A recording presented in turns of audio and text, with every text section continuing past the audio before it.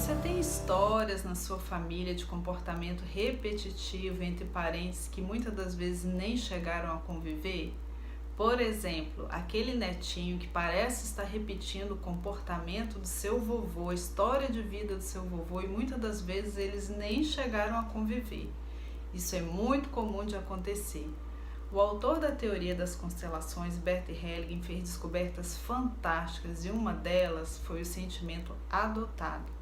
Sentimento adotado acontece no sistema familiar quando um membro da família se vincula, se conecta à história de vida de algum ancestral, de algum parente.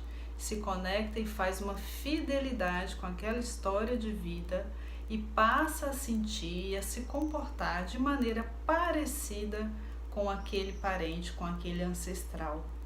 Eu recebi recentemente um cliente, um rapaz, com uma história de fracasso, de insucesso profissional. Ele não parava em emprego nenhum, apesar de ter uma boa profissão e ser muito esforçado, ele não conseguia parar em nenhum trabalho. Ao ser colocado a constelação, foi visto uma conexão muito forte com um vovô desse cliente, um vovô que teve uma história de fracasso profissional, ele faliu, tem uma história bem dolorosa, e esse cliente fez de forma inconsciente uma fidelidade com a história de vida desse vovô, dizendo algo parecido assim: vovô, foi muito difícil para você, foi muito dolorido, como você não pôde ter sucesso, eu não vou ter também.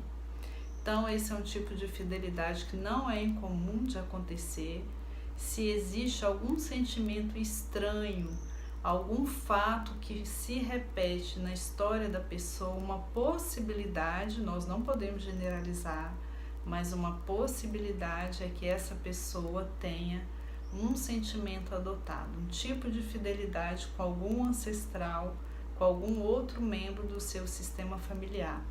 A técnica das constelações pode auxiliar, mostrando se esse sentimento está presente de alguma forma, para que a pessoa possa olhar para essa história, fazer uma escolha diferente, respeitando a história do seu ancestral e seguindo um caminho diferente.